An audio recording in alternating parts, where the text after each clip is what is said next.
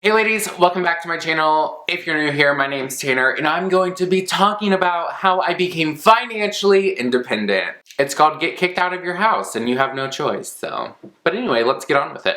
If you're new here, I am a 25-year-old non-traditional college student and I have a hard time not looking into the viewfinder. So if you find me looking not at the lens, you know where I'm looking.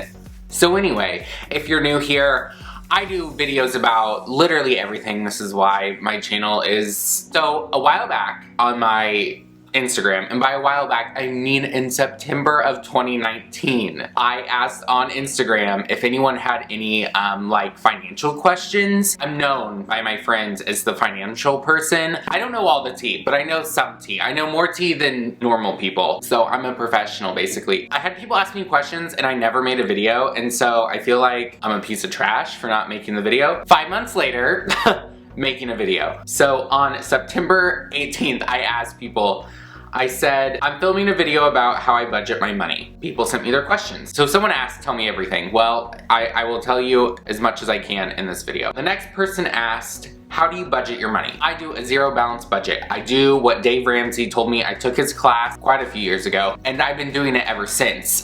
There are more steps. I just do the zero balance budget. So you take your entire paycheck and you basically plug money into each category that you have until you have zero money left. So that means if you have money left over, you did it wrong and you just need to plug it into some other entity, like your savings, your new car fund, your insurance, your grocery money. So you just need to plug it until you reach zero. So the next question is, how do you budget if you don't have salary income? So I feel like this is a lot of people's problem. They're like, well, my hours vary, so I can't really budget my money because I don't know what to do. So this is what you do. So say you are working part-time and you are usually scheduled anywhere between 20 to 30 hours a week, okay? You need to just budget for your 20 hours a week regardless of you having an extra 10 hours. You should always live off of the minimum of what you have. Don't start living on 28 hours a week. That does not give a lot of wiggle room at all. So I say you just base it off of the minimum amount that you work. So if you do have an extra 5, 8, 10 hours, that's great. Plug that money into somewhere else to give yourself some wiggle room slash like buffer room. So, you know, just in case you do get stuck working 20 hours a week for, let's say, a month, you know, you won't be hurting in every single area. Does that make sense? So just go off your lowest amount. Have you tried any Dave Ramsey stuff and does it work? Yes. When I started this, I was working a part-time job. I was making a little over minimum wage when I did Financial Peace University. It does work. You just really have to do, you know, mind over matter. Like you're like, oh, well, I can't live. Like you can. You can literally live on beans and rice and water. And if you are that determined, then you can do it. If you know someone who is doing a financial peace like shindig, get on it if you are like wanting to know how to do more budget stuff. What do you do when you spend your weekly budget at Target? Don't go to Target. Last year, I was obsessed with Target. I mean, I still am obsessed with Target, but I was on the app. I was like putting stuff in my cart and I would sit there and check it every single day to see if things got cheaper. I deleted the app.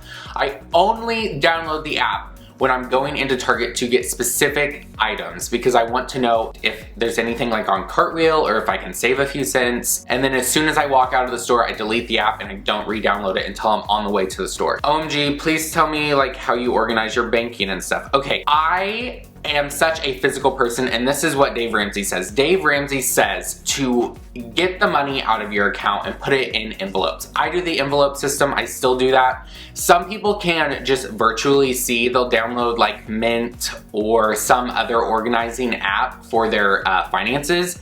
I can't do that. If I don't see the money, if I don't see $20 in my car fund, like literally in an envelope, like then I don't know that it's there. Some people, like, you know, say you have $2,000 sitting in your checking account and when you open the app, you're like, oh, this is how much money's in each thing. I can't do that. If you can do that, yes, Dave Ramsey says to do the envelopes first, and then once you get the hang of that, then yeah, you can go virtually.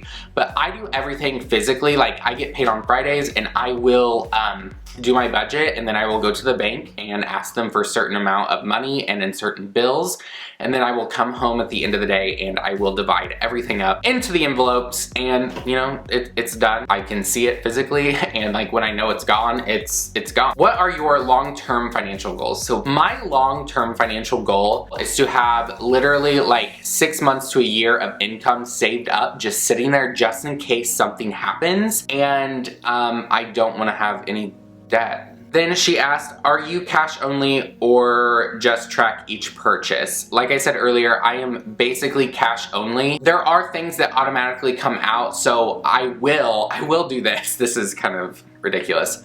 But I will like take money out for every single paycheck, and I will hold on to it until like a couple days before the bill is due, and it comes out automatically. So I will run to the bank, put it back in the bank.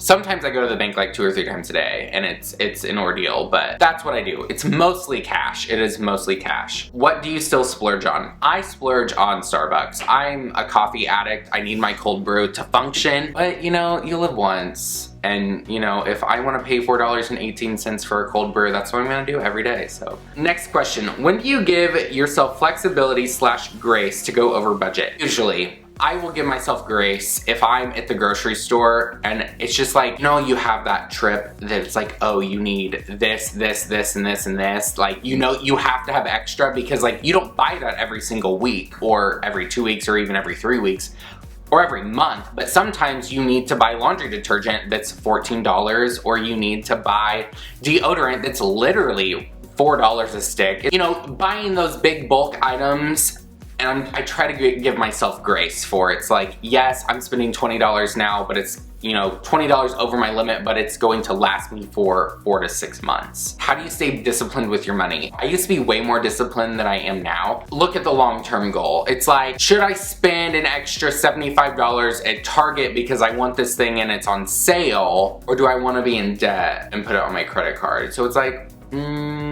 just don't. Just don't. It's not worth it. Because by the time you pay that, and let's say you're making payments, you're gonna pay 3 times that much because of the interest. So no, just don't. If you guys like this video, please give it a thumbs up and subscribe. Don't forget to follow me on Twitter and Instagram. Let me know, did you like this video? Because I can do more videos. If you guys want me to go into a more in-depth like budget money situation on like how I actually do it, I would love to show you guys an example. All right, thank you guys so much for watching, and I will see you ladies next time. Bye!